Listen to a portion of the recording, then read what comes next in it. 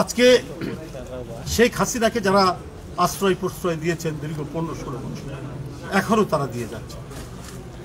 গোটা পৃথিবীর মানুষ বাংলাদেশকে শেখ হাসিনার আমলে একভাবে দেখেছে, তারা আরেকভাবে দেখছে।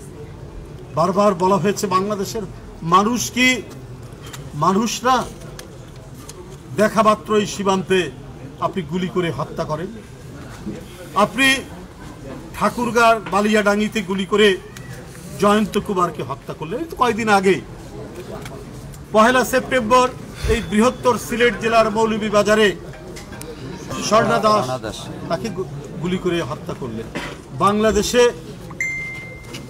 যদি আওয়ামী লীগ বিএনপির মধ্যে কোথাও কখনো মারামারি হয়, তখন আওয়ামী লীগের কোনো নেতা, তার নাম যদি ধনঞ্জয় হয়, তার নাম যদি সুকুমার হয়, এইটাকে দিল্লি এবং ভারতের বিভিন্ন পলিসি মেকাররা সাম্প্রদায়িক দাঙ্গার খেতাব দেন।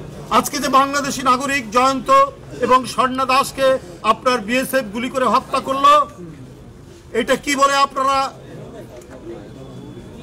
এটার নাম দেবেন? এটা এখন কি বলবেন আপনারা? এখন তার পরিচয় সে বাংলাদেশি, বেআইনিভাবে সীমান্ত পার হচ্ছে। বন্ধুরা, বাংলাদেশি মানুষের পাখির মতো মেরে ফেলার অধিকার ভারত রাখে, কিন্তু বাংলাদেশ থেকে শিশু কিশোরের ঘাতক অপরাধী এবং হাজার লক্ষ কোটি চোরেরা দিল্লি পুনর্বাসন করে, দিল্লি তাদেরকে পুনর্বাসন করে,